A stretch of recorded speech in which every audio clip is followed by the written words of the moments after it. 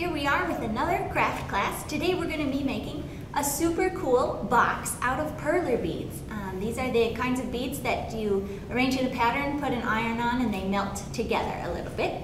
So for this project you'll need a few things. You're going to need some perler beads and an iron.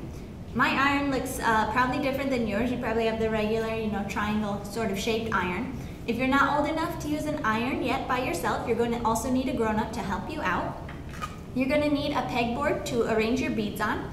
If you have multiple ones, that's great. You can make a bunch at once and do the ironing all at once. I only have one, so I just have to make it, iron it, make another one, iron it. You're going to need one of these boards in the shape of a square or rectangle. I know they come in a lot of shapes. Make sure you get a square or rectangle for this project. You're also going to need some parchment paper. A lot of times your beads and your boards come with a little piece of parchment paper, but if you lost it or ripped it, don't worry. You can just go to the grocery store, get a roll of parchment paper, and you're good there. I've also got some cardboard here. I don't have an ironing board, so I have cardboard. It's going to help protect my table from the heat when I do the ironing, but if you have an ironing board, that is even better. Okay, let's jump in with this project. Okay, so for this box, we're going to need to build 6 different sides.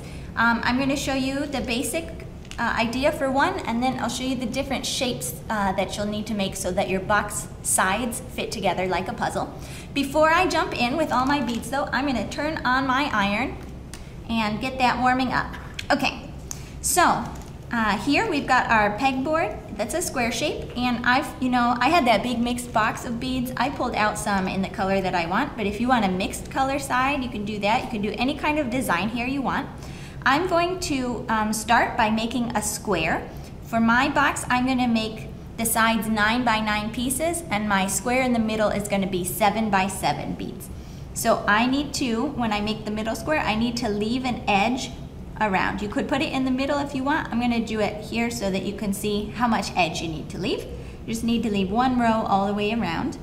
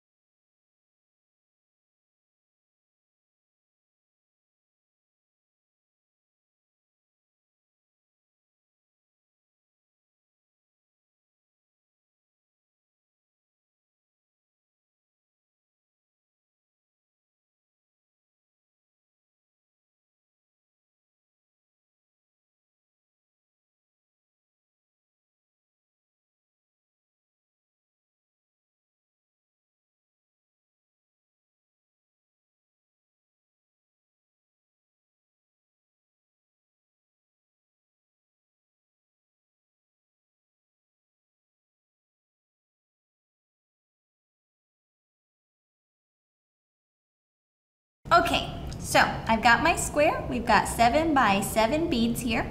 And now I need to make the pieces around the edge. I'm going to do mine in black for 2 reasons. It makes a nice contrast so you'll be able to see it well on the camera. But also I think it looks pretty cool when I put them together and there's this neat border around the edge. So I need to put some beads, some of these black beads around the edge, but I'm not going to put them completely around because, as you can see here on the built one, some of the beads are attached to this side, but some of them are actually attached to a different side, and they're going to interlock and hold that box together. So I am going to do 4 on this side. I'm going to do every other one, and I'm going to line them up with the edge of the box. And I'm going to do the same thing on the opposite side.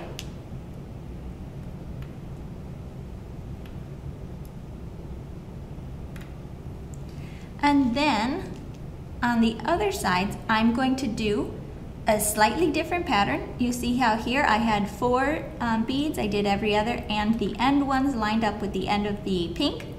I'm going to do something a little bit different. I'm still gonna do every other, but instead of lining that black one up with the end of the pink, I'm gonna do it one in from the side. I've got 3 there, and I'm gonna do it same thing on the other side. Okay, this piece is ready to be ironed. I'm gonna iron it now, and then we'll show you what designs you need for your other pieces, and then we'll put the box together. Okay, now I only have this one board here, so I have to do one at a time. But maybe you have more square boards. You could do more at a time and iron them all at once. But I'm gonna show you how to iron this guy now.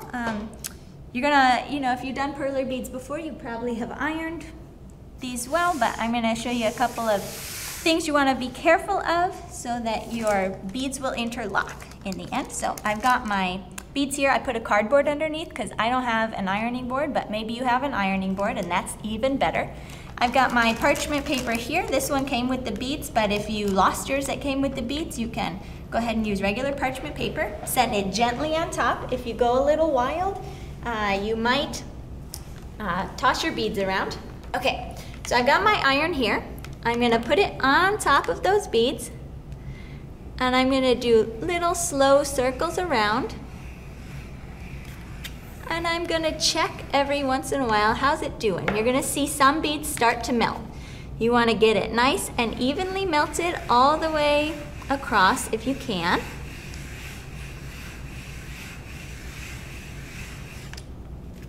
You can see we're getting a nice even structure, but we've got a few beads right there that aren't quite melted yet, so I'm gonna put a little extra attention on that side. We're getting close. All right, let's take a look at that. So I'm gonna very carefully peel my paper back. Go slow, because if your beads aren't fused all the way, they might end up all over the floor, and then you'll have to set them again. It looks like mine are all attached. They're coming off right on this parchment paper. So I am going to fold my parchment paper over and iron the other side here. Iron wants to shut off. It's got one of those safety auto shut-offs there. Okay, same thing, just like we did the other side. If you find out you need to iron more afterwards, you can always do more, but you can't do less. So check a lot while you're going. If you're too young to use an iron, make sure your grown-ups checking as they're going. That's looking pretty good, just a little bit more. Let's check it. Okay, I'm gonna peel back my paper here. And that looks pretty good. I did a little too much on that side, but it won't impact us, I don't think. Okay, so you can see we've got some different strengths of ironing here. This corner right here, that is perfect. That's exactly what we're looking for. The beads are melted enough that they're stuck together really solidly, but they are not melted so that the hole is closed all the way through. And so what that does on the side, you can see we've got a little edge on there that can grip, but it's not, filling in this whole gap. That's what we want. So do your ironing. Make sure yours looks like that. I'm going to show you the pattern you need for all 6 sides here.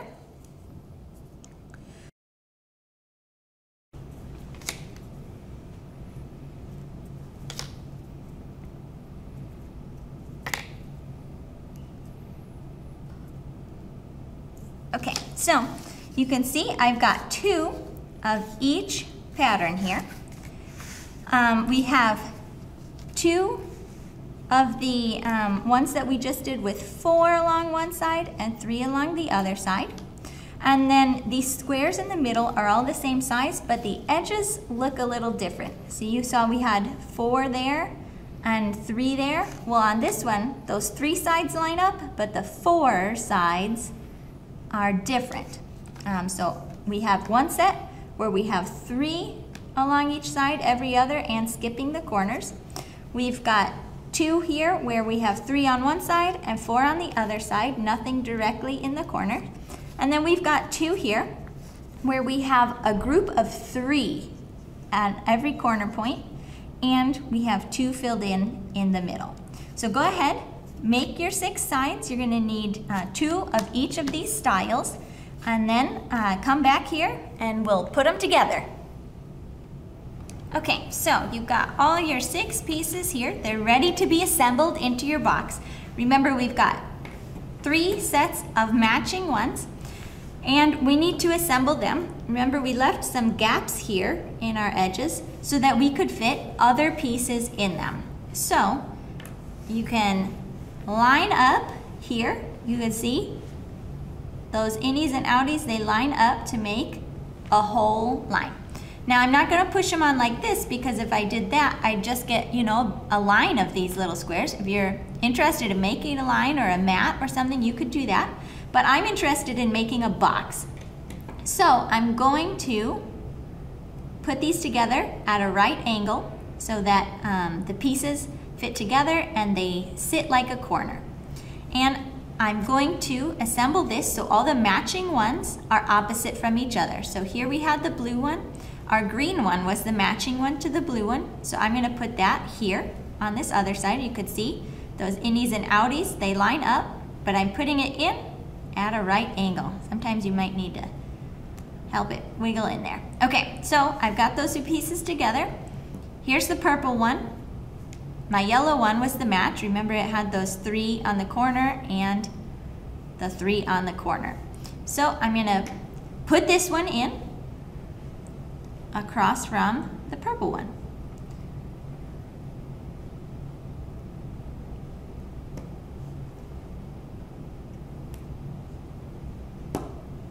There we go. All those pieces snapped in. Every other one lines up into a line. I need 2 more pieces in here. This might be a little tricky because remember, this one wasn't the same on touching sides.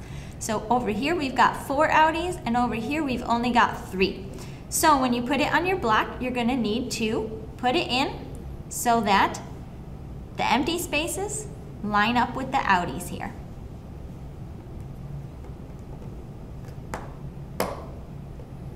There we go.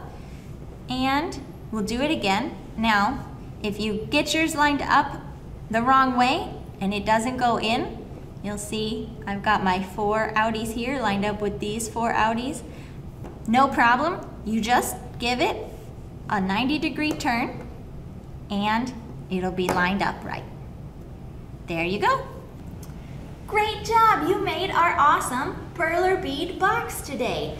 If you made one bigger or smaller, or you made a different design, we would love to see it. There's so many different ways you can make this. Maybe you have a good sense of Perler bead design, and you can add some numbers into your design, make yourself a homemade dice. You could also, you know, put some shapes or animals or whatever you like to design. If you're good at those Perler bead designs, you can put them on the side of your box and put the pieces together. I bet it'll look great. We'd love to see what you make. So go ahead, make your project, take a picture, and leave it in the comments of this video so we can all see what an awesome job you did. Have a great day.